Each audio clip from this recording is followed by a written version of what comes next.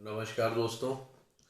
आप सभी के मैसेज मुझे ईमेल व व्हाट्सएप के ज़रिए मिल रहे हैं। मैं उन मैसेज को पढ़ रहा हूँ, देख रहा हूँ और मेरी कोशिश यही है कि ज़्यादा से ज़्यादा लोगों के सवालों के जवाब मैं दे सकूँ। और आप सभी इस चैनल को लाइक व सब्सक्राइब करना मत भूलें। सबसे पहले इसको लाइक करें और सब्सक्राइब करें। और इसी क्रम में मेरे व्हाट्सएप पे एक क्वेश्चन पूछा गया। इनके द्वारा यह पूछा गया कि एक महिला की शादी सितंबर 2021 में हुई है और अक्टूबर 2021 में उसको पुत्र की प्राप्ति हुई।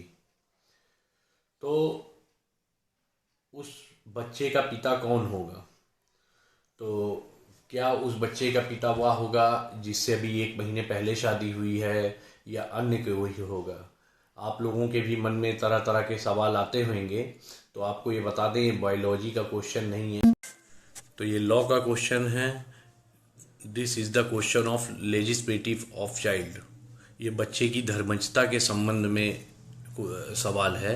तो आपको बताना चाहेंगे, अगर किसी महिला की वैध शादी हुई है और शादी के 280 दिन के भीतर उस महिला को पुत्र उत्पन्न होता है, तो उस पुत्र का पिता जिससे अभी वैध शादी हुई है वही माना जाएगा।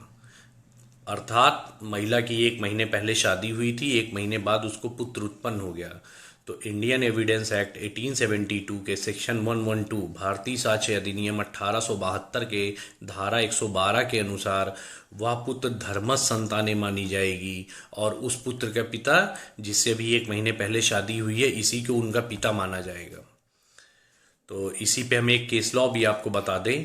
तरेश कुमार बनाम सोहन कुमार 2015 छत्तीसगढ़ के मामले में तरेश कुमार अपनी पत्नी को अप्रैल 2009 में दवा इलाज कराने के बहाने से उसके मायके छोड़ कर आता है। अपनी पत्नी को उसके घर पर छोड़ कर आता है और उसकी पत्नी को 8/1/2010 को एक पुत्र उत्पन्न होता है। उसकी पत्नी के द्वारा तरेश कुमार को सूचना भी दी जाती है, लेकिन तरेश कुमार वहां पर आता नहीं और बाद में ये कहता है कि यह हमारा पुत्र नहीं है। लेकिन कोर्ट ने ये कहा कि यह पुत्र जो है वैध विवाह के रहते हुए उत्पन्न हुआ है, इसलिए यह धर्मस्थ संतान है, तो यह पुत्र तरेश कुमार का ही होगा। तो आपको दूसरे शब्दों में बता दें, मान लीजिए किसी महिला का डाइवोर्स हो गया है, तलाक हो गया है, और तलाक होने के 280 दिन के भीतर अगर उस महिला को कोई पुत्र की उत्पत्ति होती है, कोई पुत्र उत्पन्न होता है उस महिला से, तो उस महिला का पुत्र, उस महिला के पुत्र का पिता वही व्यक्ति होगा जिससे अभी उसका तलाक हुआ है।